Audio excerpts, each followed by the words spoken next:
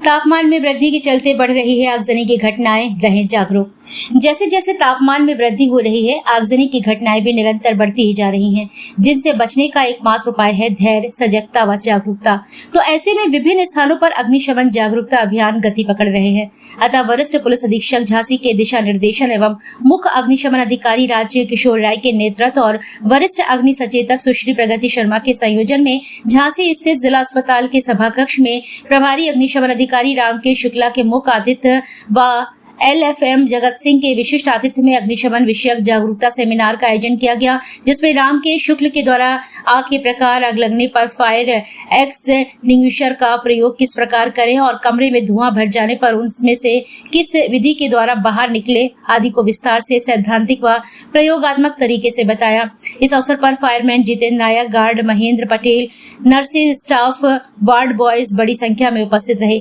कार्यक्रम का संचालन अग्नि सचेतक दीपशिखा शर्मा के द्वारा किया गया। विद्युत यंत्रों पर बहुत प्रभाव पड़ता है, तो ऐसे में जब हम लाइट की ऐसी स्थिति देखते हैं तो हम अपने विद्युत यंत्रों को पहले से ही बंद कर दें। जब स्थिति सामान्य हो जाए तब हम उसको चालू करें। इससे भी हम काफ़ी बड़ी दुर्घटनाओं को टाल सकते हैं। एक चीज़ और बताना चाहूँगी कि इस समय गर्मी भी बढ़ रही है, जैसा बार बार कहा जा रहा है, तो हम क्योंकि अगर असावधानी हो गए, हर विषय पे हम लोग अपना दिमाग लगाते हैं। बच्चों को स्कूल कब जाना है, नाश्ता कब बनना है, यहाँ सफाई। प्रगति शर्मा है। मैं उत्तर प्रदेश फायर सर्विस एवं आपात सेवा में वरिष्ठ अग्नि सचेतक हूँ। जैसे जैसे तापमान में वृद्धि हो रही है, आगजनी की घटनाएं निरंतर बढ़ती जा रही हैं।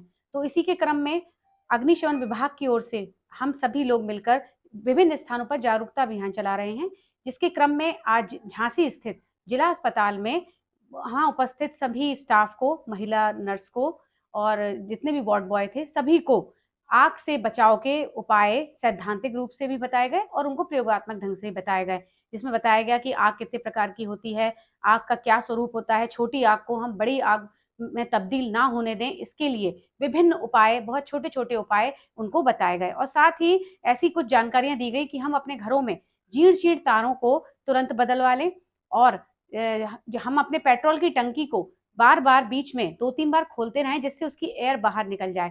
क्योंकि हम जब पेट्रोल डलवाने जाते हैं और हम पेट्रोल को डलवाते हैं तो उस समय आग लगने की घटनाएं बढ़ रही हैं इसमें। तो हमें ऐसे में जागरूक और सजग रहना है। हमें इन छोटी छोटी बातों का ध्यान रखकर अपने आप को भी और अपने परिवार को भी, अपने आस पड़ोस को भी बचाना है, क्योंकि तापमान में लगातार वृद्धि हो रही है। हम देखते हैं कि वोल्टेज कभी हाई होता है, कभी एकदम कम हो जाता है। इस तरह से लाइट में काफ़ी दिक्कतें होती हैं, तो हमारे सबसे पहले विद्युत यंत्रों पर इसका प्रभाव पड़ता है।